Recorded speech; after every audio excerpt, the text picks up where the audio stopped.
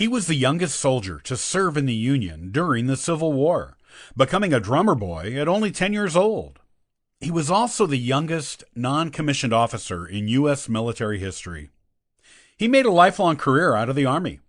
Join me today on the Ancestral Findings Podcast to learn more about this remarkable young boy.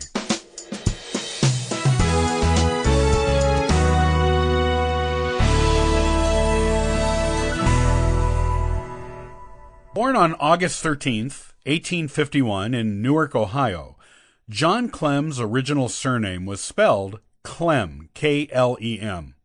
But that's not what makes him an unsung Civil War hero. John is considered by most historians to be the youngest decorated Civil War hero of them all, on either side of the war. According to Clem himself, he ran away from home at age 10 to join the Union Army, shortly after his mother was killed in a train accident. In Clem's version of the story, he first tried to join the 3rd Ohio Infantry, but they would not take him because he was so young and small.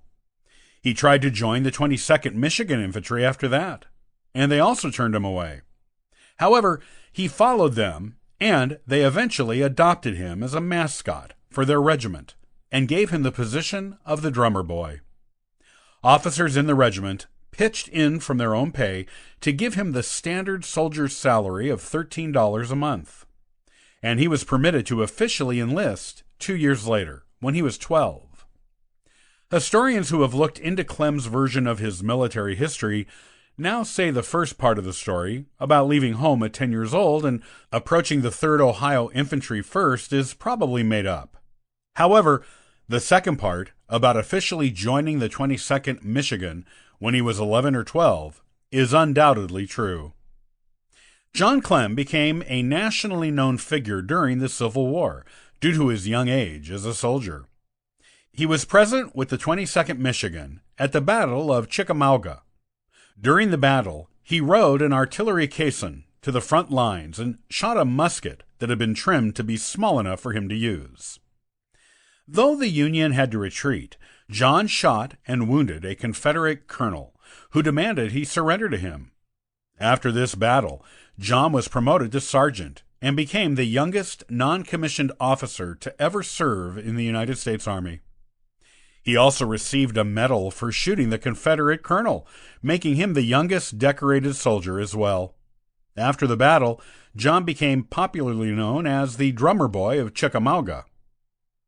John was captured by Confederate cavalrymen in October of 1863 while serving in Georgia as a train guard. The Confederates took his U.S. Army uniform, including his cap that had 3 bullet holes in it, which upset John more than being captured. He was not a prisoner for long, as he was part of a prisoner exchange shortly afterward. However, during the brief time they had him, the Confederates used John's national fame as propaganda for their own cause. They illustrated his extreme youth as an example of how hard up the North was for soldiers when they would allow children to join the Army. John went on to serve the Union in quite a few other Civil War battles, having been transferred to the Army of the Cumberland, where he became a mounted orderly. He was honorably discharged from the Army in September of 1864, having been wounded twice in combat, all before he was 14 years old. After the war, John went to high school and graduated in 1870. In 1871, he joined the National Guard and was elected Commander-Captain of the Washington Rifles, which was a Washington, D.C. National Guard militia unit. He aimed to join the United States Military Academy, but he failed the entrance exam twice. However, U.S. President Ulysses Grant appointed him as a second lieutenant in the 24th United States Infantry shortly after his second failed entrance exam. John was promoted to first lieutenant in 1874. He went on to artillery school, which he graduated from the next year, and was promoted to captain 7 years after that. When he was promoted to captain, he transferred to the quartermaster department, where he stayed for the rest of his military career. As it turned out, the military was his career. John was promoted to major in 1895. John served the United States in the Army during the Spanish-American War, acting as a port depot quartermaster in Portland, Oregon, and as a department quartermaster at the Department of Columbia. He was part of the occupation of Puerto Rico and served as both depot and chief quartermaster in San Juan. He was promoted again in 1901, this time to lieutenant colonel, and achieved a promotion to colonel in 1903. He was the chief quartermaster at Fort Sam Houston in Texas for 5 years, from 1906 to 1911. On August 13, 1915, he reached the mandatory retirement age from the Army at age 64 and was promoted to brigadier general upon his retirement. At the time of John's retirement, he was the last Civil War soldier still serving in the U.S. Army. John received one more promotion to Major General on the retired list in 1916.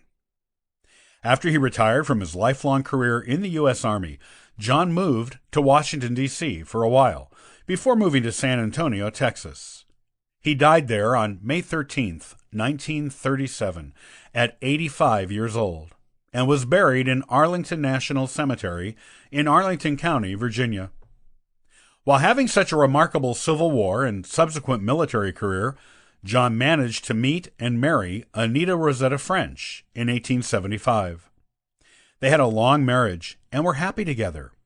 Anita died in 1899, and John remarried in 1903 to Bessie Sullivan, a woman from San Antonio, Texas.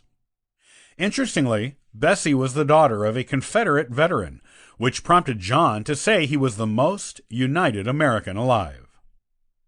John had one child with Anita and two with Bessie. His only daughter, a child with Bessie, became a nun and eventually Mother Superior of a convent she helped found in Reno, Nevada.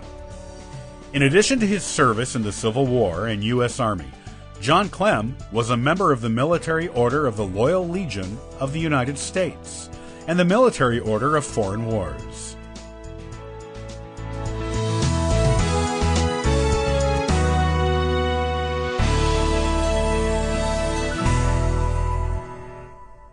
German surnames have histories going back to the Middle Ages, and each one tells a story about the original medieval person who bore it.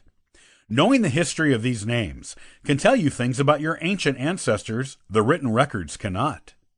Join me next time on the Ancestral Findings Podcast, and I'll talk about what you need to know about your German surname and what it can tell you about your ancestors.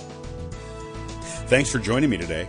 I'll see you next time on the Ancestral Findings Podcast. And for further info, you can visit us at ancestralfindings.com.